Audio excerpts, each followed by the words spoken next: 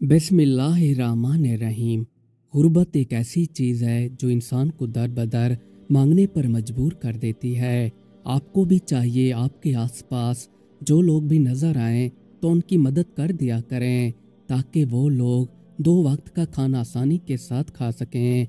एक शहर के अंदर काफ़ी अमीर बंदा रहता था। इसके पास पैसा बेबहा था। पैसे की से बिल्कुल कमी नहीं थी। इसने मुख्तलिफ शहरों में अपनी कंपनियां खोल रखी थीं। हजारों लोग इसकी कंपनियों में काम करते थे, पर इसका एक मसला था। इसने कभी किसी गरीब बंदे की मदद नहीं की। इसके पास जो भी गरीब बंदा मदद मांगने के लिए आता तो ये उनको भगाकर रवाना कर देता था। मगरूरियत इसके ऊपर ऐसे छाई हुई थी जैसे बादलों ने जमीन पर साया किया होता है। इसे कोई भी फर्क नहीं पड़ता था कि कोई जिए या मरे। इसकी कंपनियों में जितने लोग भी काम करते थे, इन सबको पता था कि ये बंदा काफ़ी सख्त मिजाज है। ये किसी का भी भला नहीं सोचता, बस इसे अपना काम करवाना ही आता है। इसे काफ़ी लोग जान चुके थे कि ये पूरी तरह से खुद परस्त है। एक फ़कीर इस शहर के अंदर रहता था। ये काफ़ी दिनों से भूखा था। कोई भी बंदा इसकी मदद नहीं कर रहा था। इसने सोचा कि किसी के पास जाकर उससे मदद मांगता हूँ, क्या पता कोई मुझे खाना खिला दे। ये मुख्तलिफ जगहों पर जाने लगा और कहने लगा कि कोई बंदा मुझे रोटी खिला दे, मैं काफ़ी दिनों से भूखा हूँ।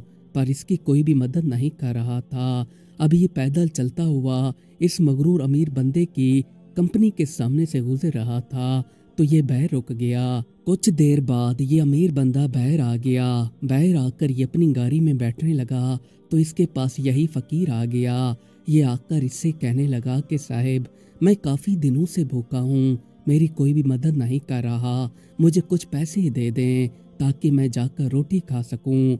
मैं आपको दुआएं दूंगा साहिब, मेहरबानी करके मेरी मदद कर दें। ये मालदार आदमी कहने लगा कि तुम जैसे हजारों लोग मुंह उठाए चले आते हैं। तुम लोगों ने तो भीख को ही अपना सहारा बना रखा है। हम लोगों ने तुम्हारा ठेका उठाया हुआ है, जाओ जाकर मजदूरी करो। अब ये बुजुर्ग फकीर आदमी इसकी बातें खामोशी के साथ सुनता रहा और ये इस अमीर आदमी से कहने लगा कि साहिब, कोई बात नहीं, मैं काफ़ी बूढ़ा हो चुका हूँ। अब मजदूरी करने की तो मेरी औकात नहीं है कि जाकर कोई मजदूरी कर सकूँ। अब तो मेरी हड्डियों ने भी काम करना छोड़ दिया है। पैदल चलते चलते मुझे 2 मिनट का सफ़र 1 घंटे में तय करना पड़ता है।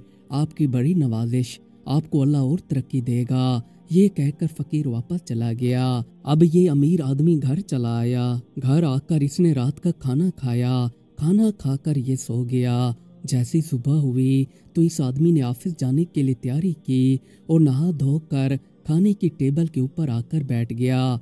यहाँ पर इसके लिए खाना पेश किया गया तो इसने जैसी पहला नवाला मुंह में डाला तो इसे कोई भी ज़ायका नहीं आ रहा था। इसने फिर दोबारा दूसरा नवाला मुंह के अंदर डाला और सोचने लगा कि शायद पहले नवाले से मुझे ज़ायका नहीं आया, क्या पता कोई दूसरा नवाला मुंह में डालने से कोई ज़ायका आ जाए। फिर इसने जैसे ही दूसरा नवाला मुंह में डाला तो इसे फिर भी ज़ायका नहीं आया। इसने चीख कर अपनी मुलाजमा को बुलाया। ये भागते हुए इसके पास आ गई।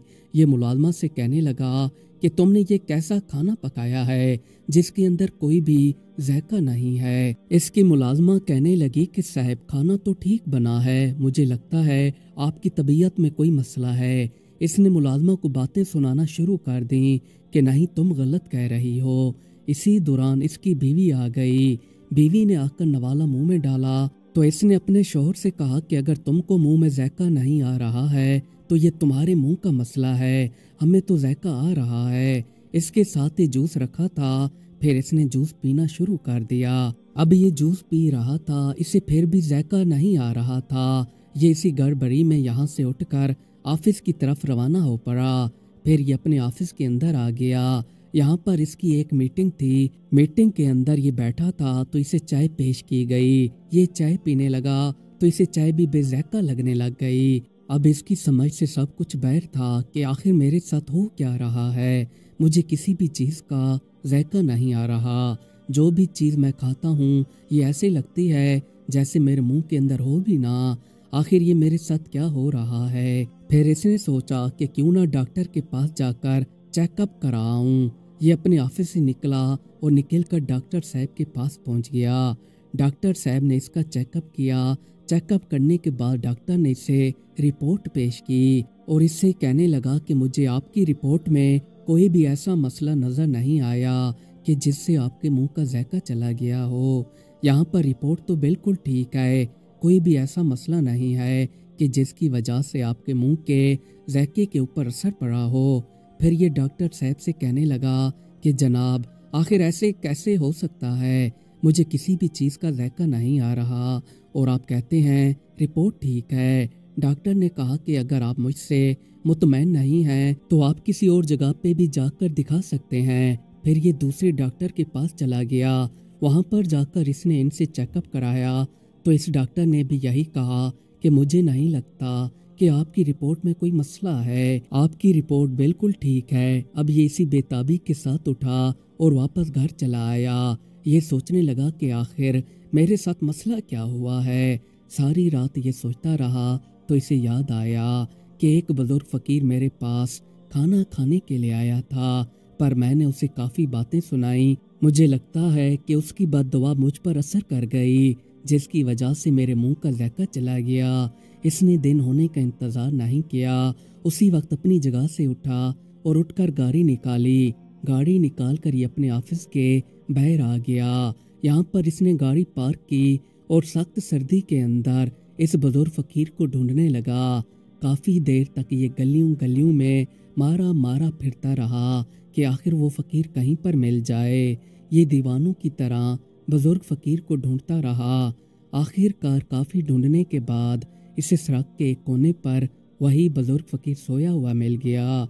इसने जाकर बुजुर्ग फकीर को जगाया। जब बुजुर्ग की आंख खुली तो ये इसकी तरफ हैरान होकर देखने लगा। ये इससे कहने लगा कि साहब, आप तो बड़े लोग हो, यहाँ पर कैसे आ गए। ये फकीर के साथ ही बैठ गया और फकीर से कहने लगा कि ऐसी बात कहकर आप मुझे शर्मिंदा ना करें। मैं बड़ा आदमी पहले था, मुझ में मगरूरियत पहले थी, अब नहीं रही। अब मैं एक अदना सा बंदा हूँ जो आपके पास आया है। मैंने उस दिन आपके साथ काफ़ी बदतमीजी की थी, जिसकी सज़ा अल्लाह ताला ने मुझे दे दी है। मेरे मुंह का जायका ही मुझसे छिन गया। मैं आपसे माफ़ी मांगता हूँ।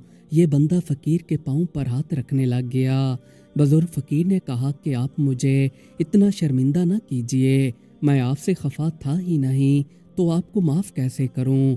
मैंने कभी आपके बारे में बुरा भला ही नहीं सोचा था।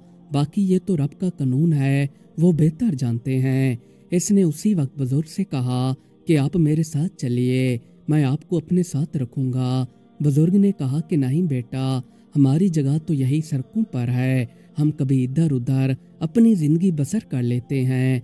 बाकी मेरे दिल में कोई भी ऐसी बात नहीं थी जिसकी वजह से तुम शर्मिंदा हो रहे हो। हमारा टाइम तो ऐसे ही पास हो जाता है। अल्लाह ताला कभी एक जगह पर सुला देते हैं तो कभी दूसरी जगह पर, कभी एक जगह पर खिला देते हैं तो कभी दूसरी जगह पर। इसने अपनी जेब में हाथ डाला और बुजुर्ग फकीर को कुछ पैसे देने लगा। बुजुर्ग फकीर ने कहा कि नहीं साहब, अब मैं ये आपसे पैसे नहीं ले सकता। उस दिन तो मैं भूखा था और उस दिन अल्लाह ताला ने किसी और जगह से खिला दिया था। अब ये पैसे मेरे किस काम के हैं। जब सुबह होगी वो फिर खिला देगा। वो खिलाने वाला है क्योंकि उसने पैदा किया है और वही देता है। उसका वादा है कि वो कभी भी किसी को भूखा नहीं सुलाएगा। अगर परवरदिगार आपको भूखा सुला भी दे तो इसमें भी आपको परवरदिगार का शुक्र अदा करना चाहिए कि क्या पता कि इसमें हमारे लिए कौन सी भलाई छुपी हो। बिला शक अल्लाह ताला हर इंसान पर नजर रखे हुए हैं। मालदार आदमी ने जब बुजुर्ग फकीर की ये बातें सुनी तो इसकी आंखों से आंसू आने लगे। इसे इतने आंसू आए कि इसका चेहरा तक आंसू से भर गया। फिर इसने बुजुर्ग फकीर से इजाज़त ली और वापस घर आकर सो गया। जैसे ही सुबह हुई तो जब इसने मुंह में नवाला डाला तो इसका जायका वापस आ चुका था।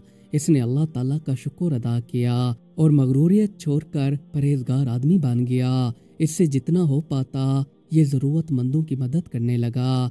जो भी इसके दर पर सवाली बनकर आता तो ये उनको काफ़ी कुछ देकर रवाना करता। मज़ीद अच्छी अच्छी वीडियोस देखने के लिए हमारे चैनल को सब्सक्राइब कर लें। शुक्रिया।